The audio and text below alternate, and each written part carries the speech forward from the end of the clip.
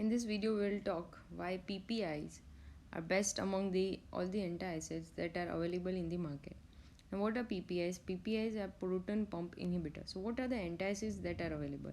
We have anti-H1 blocker antacids like um, ranitidine, cimetidine. Then we have acetylcholine receptor antagonist, that is pyrazipine. Then we have suspensions which are available of calcium, magnesium, aluminium. Okay, and then we have H plus K plus ATPase pump inhibitor, that is PPI. So in PPI we have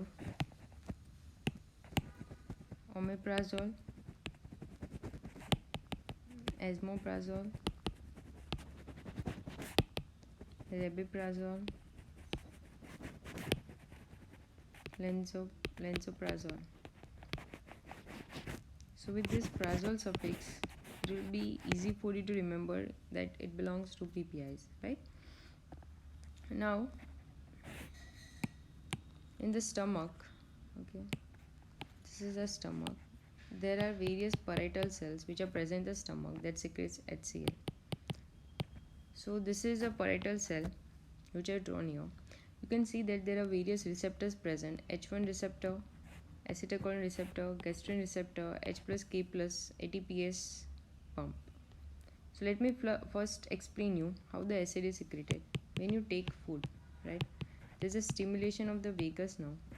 This vagus nerve will cause secretion of acetylcholine. This acetylcholine will in turn act on the parietal cells through acetylcholine receptor, and this will also secrete histamine.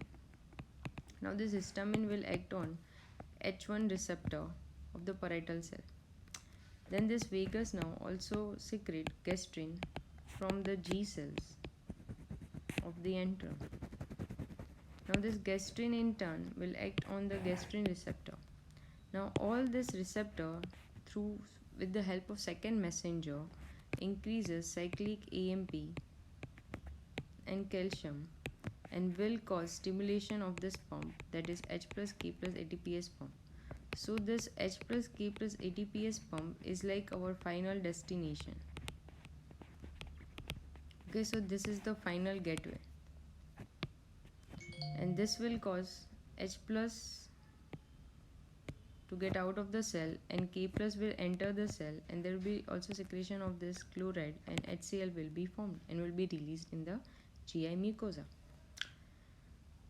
So now this PPIs, what they do is they inhibit this final destination, okay, that is H plus K plus ATPase pump. So now you can see that how hard this receptors try, they won't be able to secrete this HCl. Okay, and at the end of the day there will be no secretion if this H plus K plus ATPase pump is not working. So we can see that this PPIs act on this final destination. Okay, there is a final gateway for the acid secretion, so they are the most effective drugs, and on the top of that they causes irreversible binding.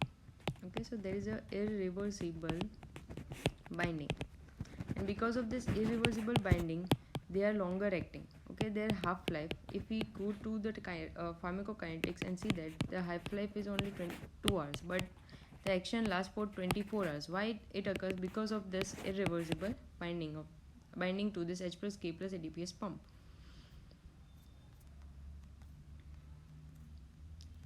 And we should give them this point you should remember, that we should give them empty stomach. Okay,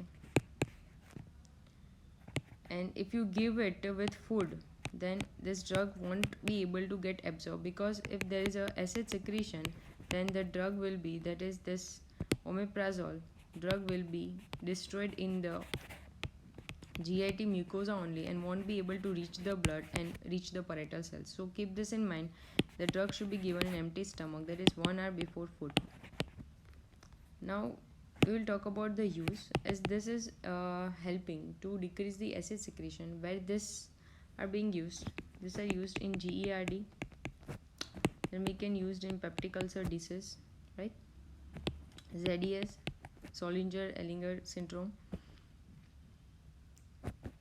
in this there are multiple ulcers in the stomach as well, in the intestine, mostly duodenum, then H. pylori infection. Now let's talk about the side effect. The side effect is because of the decreased gastric acid secretion. Okay, so gastric juice is very much important for the killing of the bacteria. Okay, this gastric acid helps to kill the bacteria, as well as absorption of various nutrients. Absorption of nutrients like iron, calcium, B12. So now what will happen is there will be no killing of the bacteria, and this can lead to aspiration pneumonia. Aspiration pneumonia and GIT infections like salmonella infections, shigella infections, right?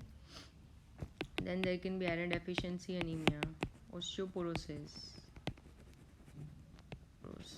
and B12 deficiency.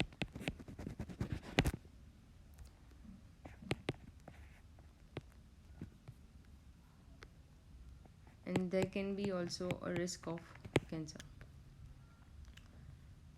So I have explained you everything about this drug, that is mechanism of action. We will talk about mechanism of action, that is it binds to H plus K plus ADPase pump and it is irreversible binding.